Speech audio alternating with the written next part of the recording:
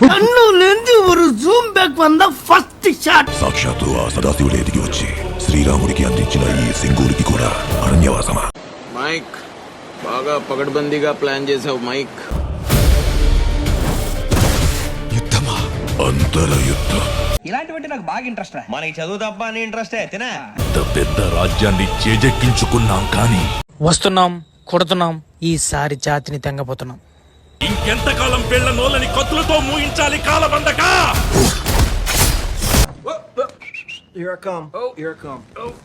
కాలం కత్తై దూస్తే కాపాడే కవచం కావాలి కదా.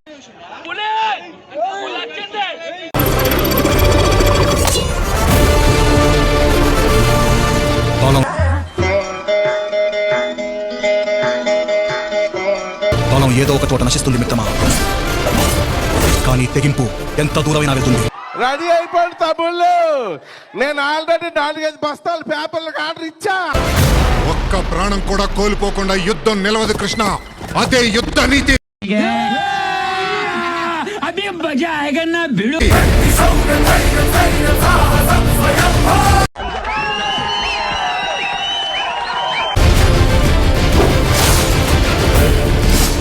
Super bro, super bro. Bro BGM అవుడు కొట్టాడు బ్రో. ఒక గ్రామమే కదా అని వదులుకుంటే ఆ రాజ్యాన్నే వదులుకోవాల్సి వస్తుంది.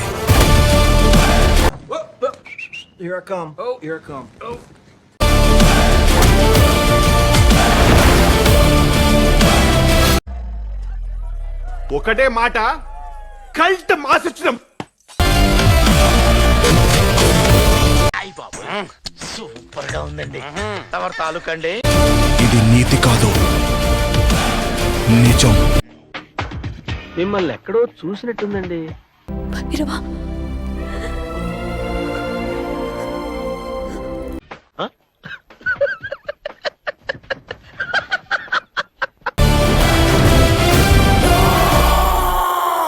ఇక్కడ చూచానా?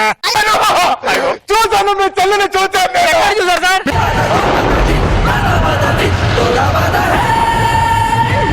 కాని కాని కాని కాని మనం ఒక డేట్ పెట్టుకొని కొన్నిసార్లు రీచ్ అవుతాం అనుకుంటాం.